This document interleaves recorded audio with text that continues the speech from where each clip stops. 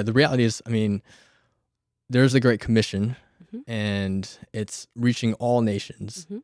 right? And so uh, there's a strategy and it's actually it's a unique opportunity to be able to reach the nations that are coming here to the States that are in our own locale, our own spheres, that we should do a good job here. And so there's a Brazilian pastor that I listened to recently at a conference I attended, and he said, do not send missionaries out that are not blessings here. Hmm. So make sure you're doing the local work Yeah. well, but perhaps in a global mindset, Yeah. realizing that we're all connected. Welcome to our Living Stones podcast, where we gather to discuss all matters of faith and life as members of God's household. In a world that often leaves us feeling fragmented and disconnected, our hope is that Living Stones will help to further connect us as we pursue the Lord together. I'm your host, Davina, and today, as an extension of our previous episode on missions, we will be talking about what missions is like right here in the United States, and specifically where we are in Northern Virginia. So joining us today is Mike Fujimoto. He is a devoted missionary who, along with his wife Rose and his family, has committed themselves to preaching the gospel in Nova.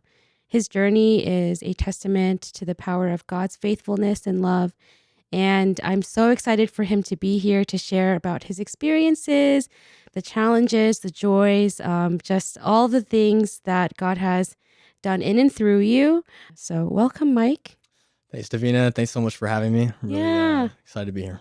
You visited our church for the first time back in March, Right. and you shared like a missionary update. Mm-hmm. It was from there that started our friendship with Sanks Up and Phil. Phil, yep. Yeah. And a few months after that, we met up for lunch and dinner. Dinner. And then ever since then, we've all been so busy that we haven't been able to catch up. Such is the life. Such is the life. Yeah. Yeah. Can you share a little bit about your background? Yeah, my name is Mike Fujimoto, and my wife is Rose. And we've been married for 7.5 years, and we have 3 young kids. We got started early, so by our 3rd-year anniversary, we had 3 kids aged 2 and under. So incredible blessings, full house. Yeah. Hands full with, as my friend would say, good things. Mm-hmm. Right? So our children are Selah, who's our firstborn daughter, and she's almost 7. And then we have identical twin boys, Ethan and David, that are almost 5. And we're real tight knit. Yeah. Family of 5. Yeah. My goodness. How long have you been in Northern Virginia? We've got here so it's been about a year and 3 months. So July 1st, 2023 is when we landed. Yeah, this is kind of like a year, 0 or 1. Yeah. Just being acquainted, developing relationships. Getting to meet a lot of very beautiful, interesting people. Seeing God's work. I can't wait to hear more about it. Yes. How did you get connected to our church? So our pastor, the pastor of our church, Pastor Chris Six of One Voice Fellowship, also a PCA church, connected me with Pastor Paul via email, and then at the time, and still now, right?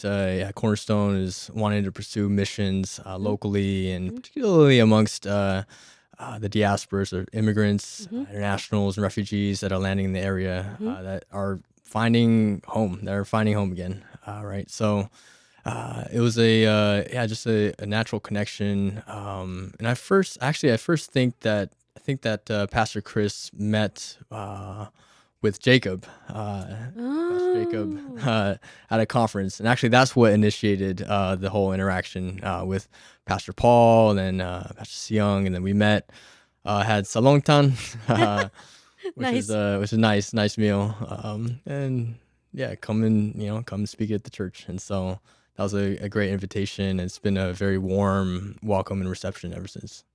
Yeah, that's something that me and Sanks have talked about too. I felt like there was this natural friendship. There's something about your personality. It's probably, a mixture of a gift, because you are a missionary after all, and like being able to connect with people. But I know that Our conversation is going to be so fun today. Let's get started with your personal story. Can you start by sharing what led you to become a missionary? Yes, that's a great question. So I'm the first known Christian that is in my entire lineage, Japanese descent. And it was through an African American black church in LA. It was around 1819 that I came to believe upon the Lord, believe in the Lord Jesus and his salvation. And so it was my faith journey began as a cross cultural experience, right? And I was primarily discipled within that context, and even within college. The first ministry that I was really involved in was a ministry raising up leaders of African descent, and that's not what Right. I. Yeah. But It's crazy how you even got connected. yes, just God. the connection. Yeah, so yeah, you think about like the Lord is a divine orchestrator Mm-hmm. of our lives. We may not know it at the time, and it feels really uncomfortable to be in certain positions where you don't quite belong. You feel like you don't belong or fit in, but the Lord is using that, and so the Lord, drew me to faith in Jesus through that community and that church and the campus ministry, actually at the University of Washington, Seattle. I grew up very shy, and I mean, I was judo. My dream was to go to the Olympics, and Wow. uh, was track team captain. Worked very hard, but I was known, but not really fully known. Hmm. I didn't know how to share my stuff or my burdens and struggles. It wasn't until being in campus ministry, being a part of the church, that I really knew of vulnerability, because our Lord is our refuge. He sees all and knows all. And in grace, upon which we share the common ground of being broken, needing healing, needing our Savior, that we get to experience the safety of relationships. And the safety of just being honest and revealing and sharing what you've been struggling with. And I found that so liberating.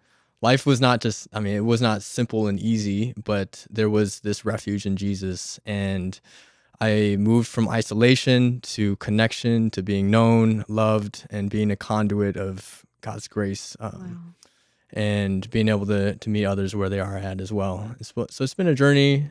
And in college, there's a lot of struggles that I faced, but campus ministry and the people that came to disciple me, leading me to Jesus every time we met, really left a deep impression on my heart. So I studied hard, worked hard, but just decided I wanted to be in this ministry as I was served by Jesus through this ministry. I wanted to serve college students, and not just people that look like me, but just cross-culturally. Yeah. And so it's a little bit about my kind of beginnings.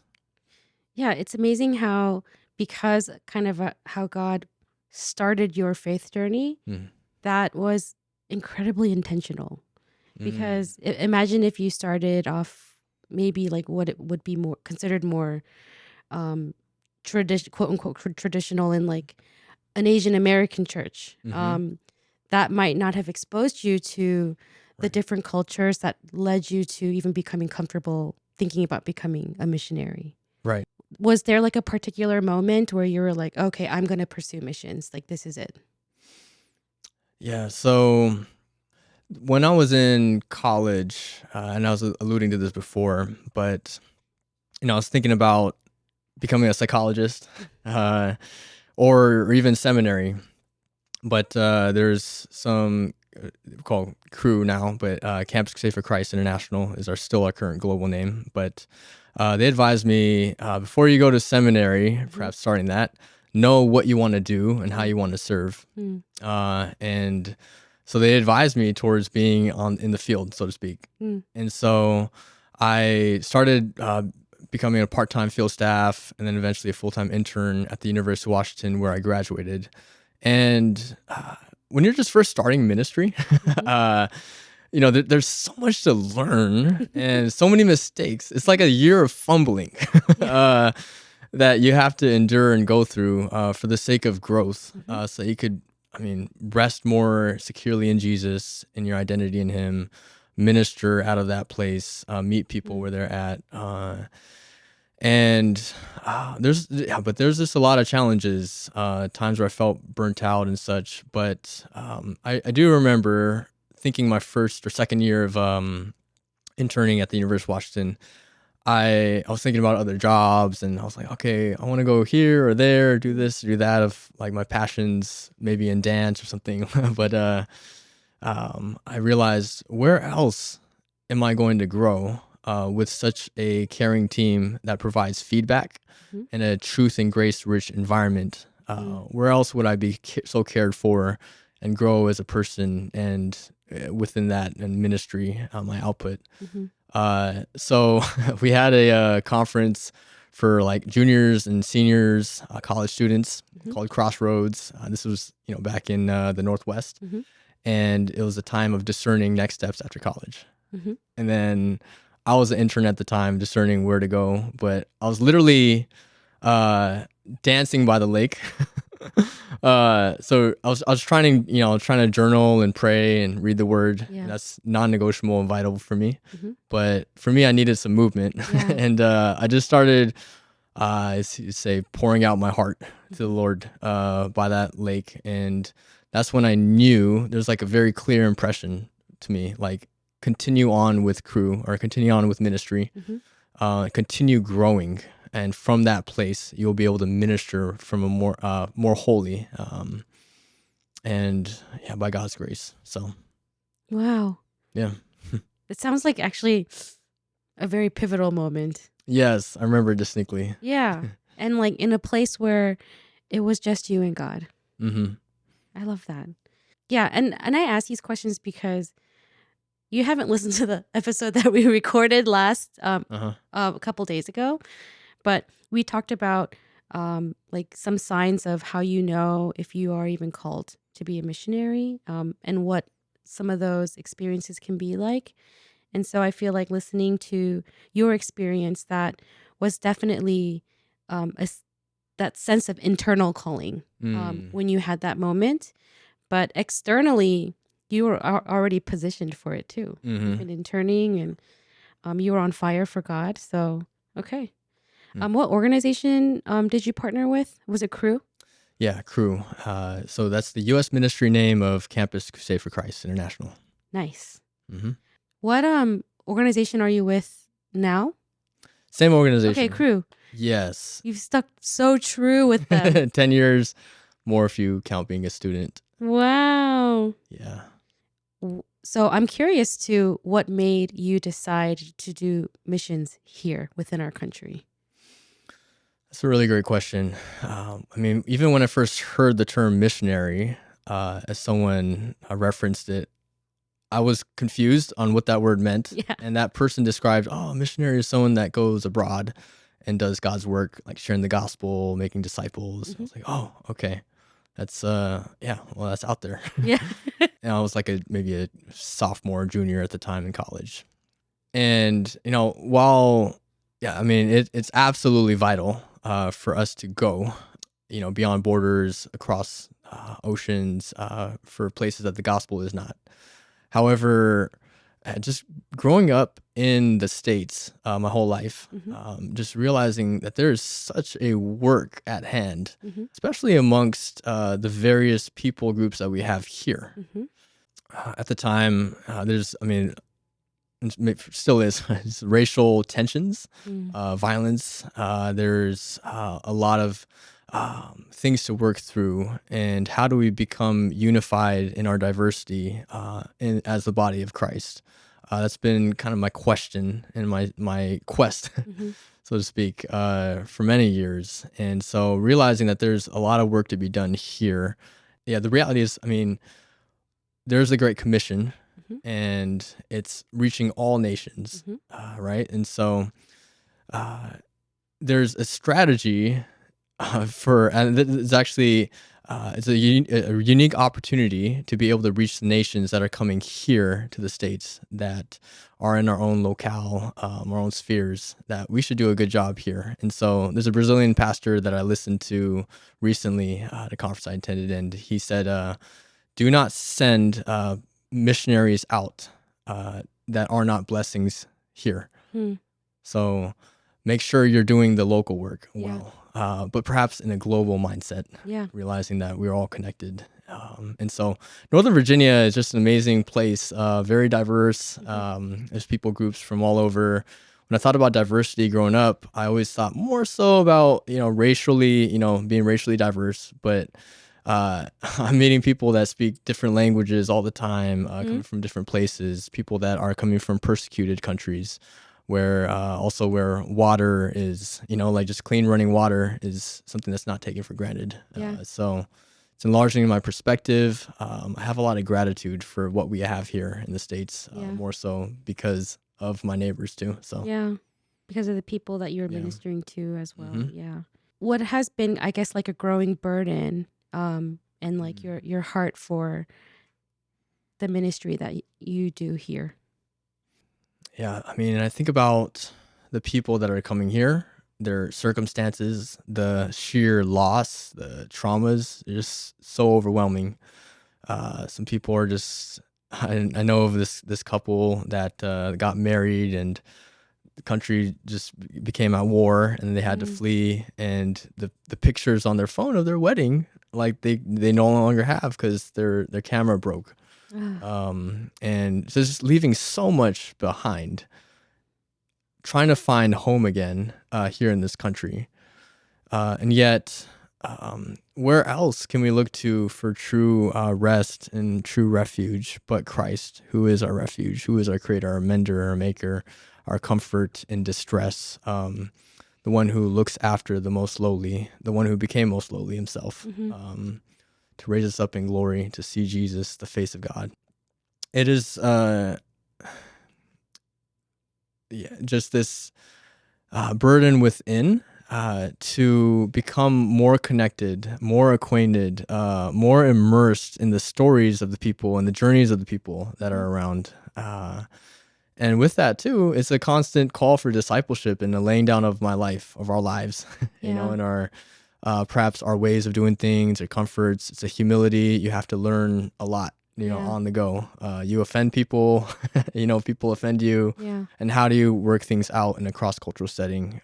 But it's this call to be more invested in one another's lives as people truly are searching for a place or eternal place of rest in the here and now and beyond. Yeah. Did you have experience before coming to Virginia ministering to refugees and immigrant families coming into the States?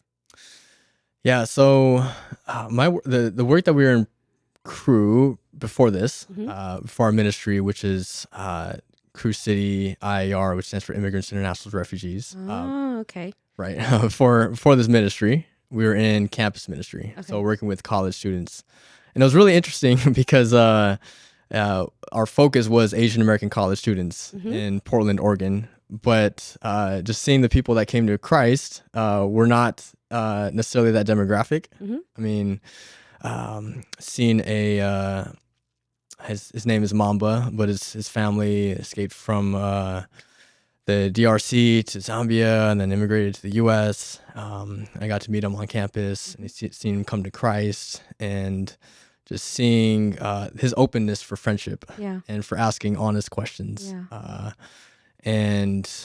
So Mamba, there's Kami, an Iranian, Peruvian American, and lots of hardships in his life and family, but seeing him come to Christ as well. And then also my own mom, who immigrated from Japan and who God was reaching when she was a child. Her spiritual journey kind of halted for a little bit, so to speak, not fully, but in large part, until about a decade ago or so. Just seeing God's hand at work. And 10 years after I became a Christian, she came to live with our family in Portland, Oregon. and she came to Christ with us. Wow. And so she's the second, known Christian in our entire lineage. Yeah. And but God was pursuing her before me.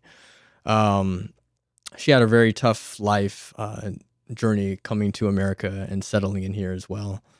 And yeah, I guess there's just various opportunities that I had with immigrants and refugees, and such as with tutoring programs, or probably, in judo, like there's a lot of people Yeah. from various parts. So Yeah. yeah. It's your story to me is starting to actually make more sense. And in terms of like how I see God has put you through your circumstances, like your mom, and then it sounds like through you, God used you to bring her to Christ through the different people that you met. Mamba. This was during your college time. Yes, college ministry. Ministry, or when you were doing college ministry. So, if anything, your heart and your growing heart for the immigrants and refugees and those that kind of came from such a rough background, it actually makes more sense. And then again, going back to your beginning stories of how you even came to the Lord through a different culture. Yes. So, if anything, God was kind of pampering you to this pampering. Yeah. To this moment. Yeah. Oh, that's cool. Lots of it. And I'd even just share, I'm just one half of our marriage, right? So my wife is Rose, and she's Korean American, second generation. And on her dad's side, 할머니, 할아버지, my grandparents, they fled from North Korea a few years after the border was formed, because 할머니, grandma at the time, was Christian.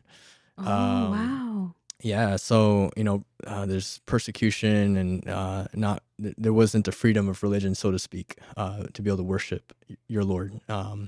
So they actually escaped with a son and twin daughters, and then twins. And it's funny, right? Well, I think there's some parallels here, because Rose has, we have a daughter and twin sons. So it's kind of reverse gender, but the same. It's the same dynamic. So they fled to the south and resettlement camps, I think in Incheon, and then they immigrated to the U.S. And that story of refugee experience is something that we probably literally talk about daily in our household. And the fact that I'm Japanese and she's Korean, right? And so there's quite the history, horrible things that my country, Japan, that was done to Korea, and in large part, a main causal factor with the formation of North and South Korea. And so, historically, right. Yeah. And so, our marriage, I just think I'm wondering what the Lord is up to. And, but however, just the refugee experience, and there's trauma there. And unfortunately, if refugees come to America with such trauma and loss, but it's not necessarily dealt with, resolved, it's going to be passed on to the future generations. So just because you come to this country doesn't mean that, you're good now. But there's so much of a hard work in terms of dealing with what was truly terrible, and there's healing that needs to happen in the Lord's grace. And so, unfortunately, sadly, there's just a lot that has been experienced, and a lot of hardship in Rose's life, but that makes us all the more understanding and compassionate towards others that are coming as well. And each other. And yes. Yeah. That's you just said it. It's key to understand one another's stories, and how we're showing up the way that we are, in the daily, in the current life. So current relationship. Yeah, that is such a beautiful reflection and example of Christ's love for us. Like what you are practicing, what you and Rose are practicing towards each other, towards all around you. It is a testament of who God is. So that's so beautiful. What made you guys, because you and Rose married before coming to Virginia. Mm-hmm. You also had children before Virginia. Yes. So what was what made you guys come to this decision of, okay, Virginia is where God is calling us? Yes, great questions. Multiple factors there, but one of the main things is that Rose, she's kind of been all over the place, been in different major cities, lived in them, and she actually, after college, she went to work in DC, congressional staffer, Deloitte consultant, working for the government. Mhm.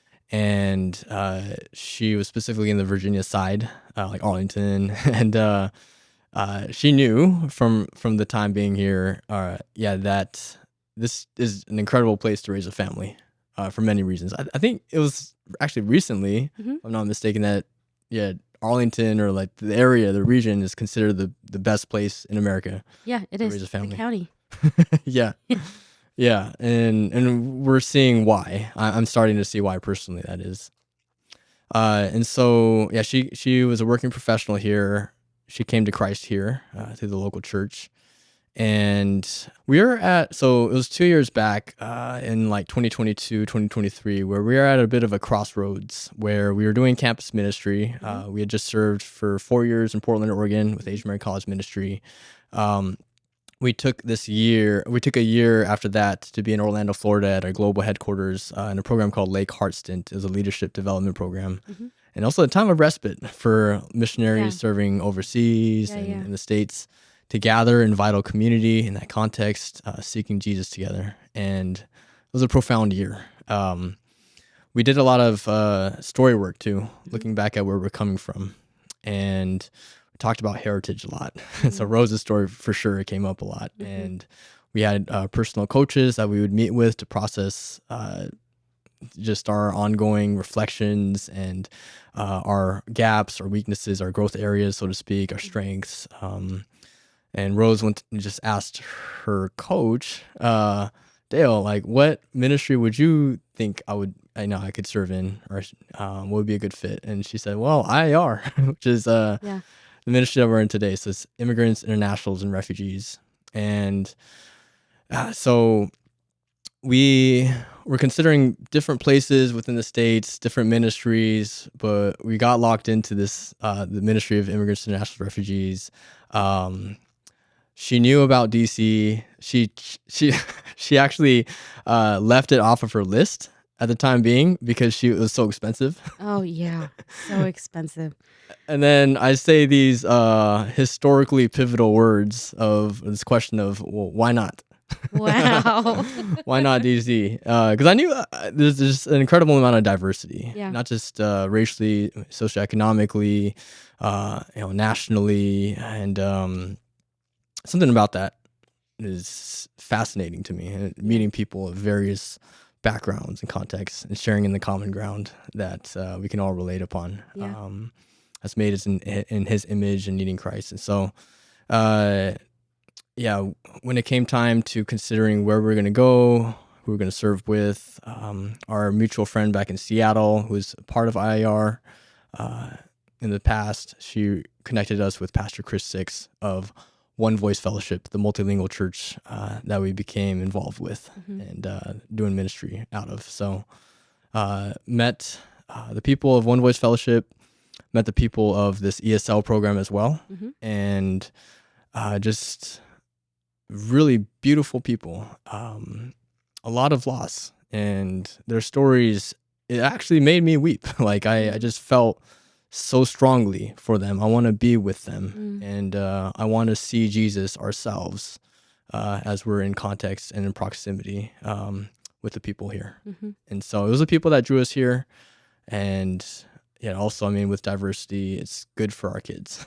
So to have people that can accept them as Japanese, Korean, or East Asian American, and that diversity is such the norm here, was something that was a significant factor as well for Northern Virginia, DC Metro. Yeah. Thanks, Rose. Thanks, God, Thanks, Rose. for placing Rose here, starting her journey here. Yes. So you've been here for like a year and some change. Mm-hmm. You've been in Portland. You were in Seattle. Yes. You were in Orlando. Mm-hmm. Anywhere else? Originally from LA, Okay. Los Angeles. So Same with Rose. yeah. Okay. Originally from LA. So you've had exposure Mm-hmm. at the very least to lots of different, I guess, American different like pseudo cultures in our country, right? Yes. So I want to ask you because Nova. Uh-huh. I mean, I was actually born in San Francisco, near San Francisco. Oh, wow. Okay. But I came here as a baby, so I consider myself like almost born and raised in Nova. Right. So there are a lot of things that we know Northern Virginians can have insight from the inside. But I want to know, I guess, like what are some things that you have noticed and that you have kind of become aware of based on your observations of your time here so far, like the type of people that you've experienced, the type of culture. I know, like you mentioned, socioeconomic, the diversity. So yeah, it's a loaded question, but I just start anywhere. I'm curious to hear from you, as an insider. And preface, I've been here a year and 3 months, and even being in a city for several years, right? You would know your city based upon the niche of people that you're with, primarily, right? So there's a bias and there's a lens, so to speak. I mean, we are involved with the mostly immigrant refugee church too, which is a unique thing in and of itself, community. But in large part, as I've heard from others, but have come to experience myself as well. Yeah, first coming from the West Coast to the East Coast. So different. I already know it's so different. You're like, okay, West Coast, very laid back, nicer. Nicer. Yeah. Okay. Casual. East Coast, very driven. Right. Very busy, very like forward momentum, so to speak.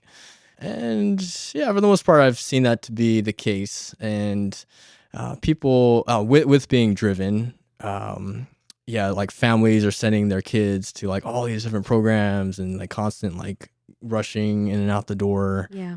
And we're starting to experience that ourselves too, to a degree, right? With our kids, swimming, ballet, piano, all that, even judo at times. You have 3, so 3 kids, yeah. And you're just trying to make the most of it. But what we be seeing, there's so many resources in Northern Virginia, and there's a lot more wealth here for such programs. So there's a lot of enrichment in that sense. And so, but with people being driven, with all the opportunities and resources, there's less time.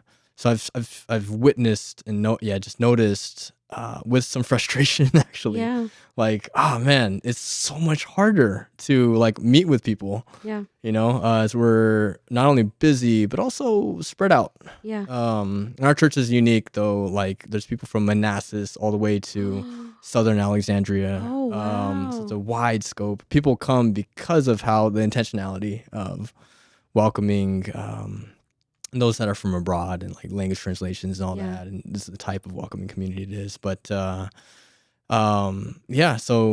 that is one thing. Politically, we're coming from Seattle and Portland, Oregon, where it's very different from Northern Virginia. And Northern Virginia is different from DC, but let's talk about Northern Virginia. So we've noticed, it's a lot more conservative.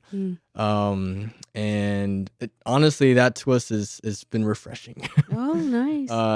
And there's just more of an acceptance, I think, in terms of spirituality, church. I love evangelism, but I noticed in Seattle and Portland, like I had to always, maybe this is more me and my experience or insecurities, that is too. But watch myself, in terms of my language. There's a lot of people like really hurt and like angry at the church. Yeah.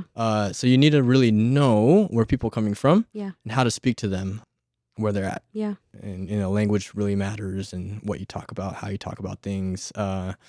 But when we shifted on over, especially first landing in Orlando for a year and then in DC, like it's just been a total, like it feels like night and day difference. Yeah. In terms of like the spiritual hostility to the openness. But then I also hear it's not quite like the deep South, I guess, but there's still more of a cultural or like a nominal Christianity. Yeah. And people are comfortable and set in their ways. Yeah. There's a lot of wealth here. Yeah. These are all things that I'm like scratching the surface. Some more deeper than others, but it's only been a year, and I'm constantly learning and meeting new people. Yeah.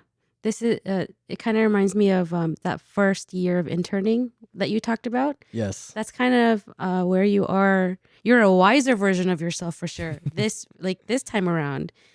But yeah, personally, I think you got it right on the okay. the nail on the head. Great. I hope Pastor Paul and all of our pastors listen to this, because listening to you makes even me appreciate living in Northern Virginia a little more. Because you're right. Like when I hear about all the extreme rioting or violence, it's more so on the West Coast. When it comes to the anger towards religion. So we have another episode from like a couple years ago called The Pros and Cons of Living in Nova. Interesting. And so we did talk about the insider's view of what we believe is great and not so great. And you wrapped up that episode in like a few minutes just now. Okay. Yeah, it's actually such great observations that you have. And you're right. We have so many resources that can do so much good for the Lord. At the same time, because of the comfort, because of the wealth, that is something that can set us back. Because this area is more fast-paced, very motivated and ambitious with career, and like whether it's their career or growing finances or all of the above, there's a reason why we all are kind of such a hustle and bustle type of community. True. But I would say the majority of the refugees coming in, whether it's in Virginia or wherever else in our country, they come from a culture that does like to take time with building relationships. At least like when I think of third world countries, I think of, because I used to do a lot of missions work out in India, even down in South America.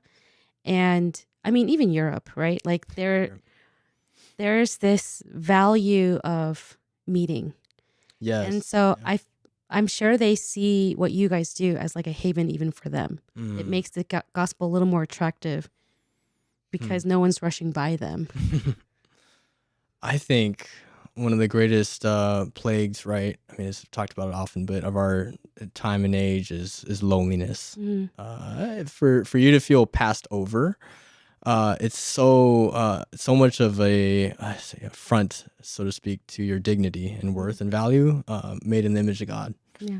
And so when there's this proximity and this presence, you are acknowledging one another and spending time together. I think that's just, you feel that all the more in a fast and busy culture. But people that come in here, I truly think are revitalizing the church by their values, their ways of living. And we just have so much to learn mutually both ways, right? To practice things differently as we live life together. As we come to the end of this episode of Living Stones, we hope that you've been encouraged and blessed by this episode about missions here in the States with Mike right here in Northern Virginia. If you found value in today's episode, we encourage you to share it with others. Remember that you're not alone in this journey. We are members of God's household, united by our shared faith in the Lord and the desire to grow together. So until next time, may God's grace and peace be with you all.